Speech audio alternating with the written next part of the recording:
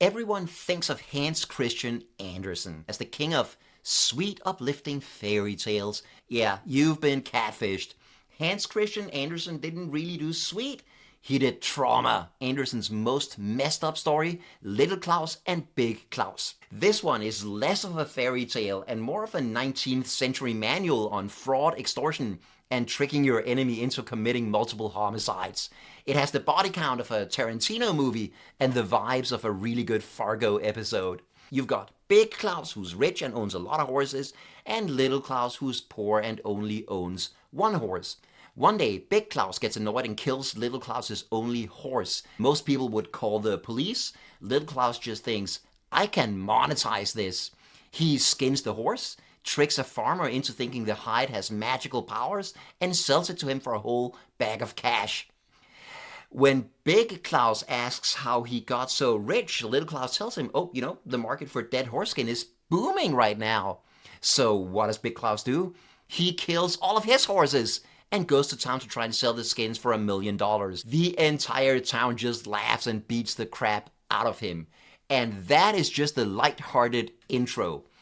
Little Klaus comes home and finds that his grandmother has died of natural causes.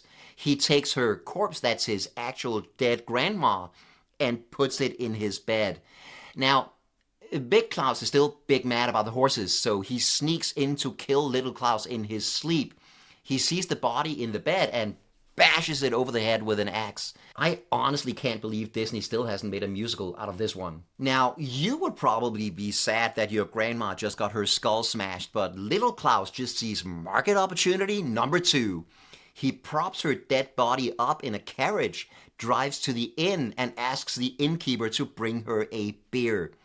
When she doesn't respond because, she's been axed, the innkeeper gets super annoyed and throws the beer glass right at her head. She falls out of the cart and Little Klaus runs out screaming, "You killed Grandma! Just look at that big hole in her head."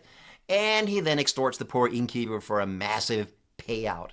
Let me just remind you that Little Klaus is the hero of this fairy tale.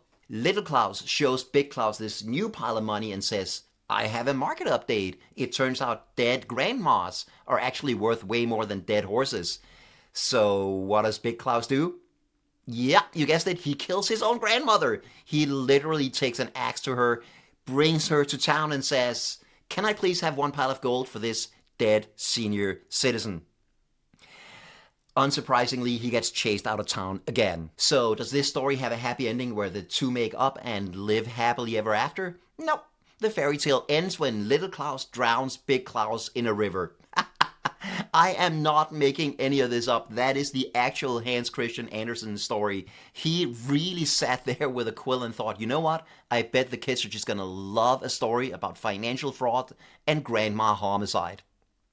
What's the most messed up fairy tale you know? Drop it in the comments.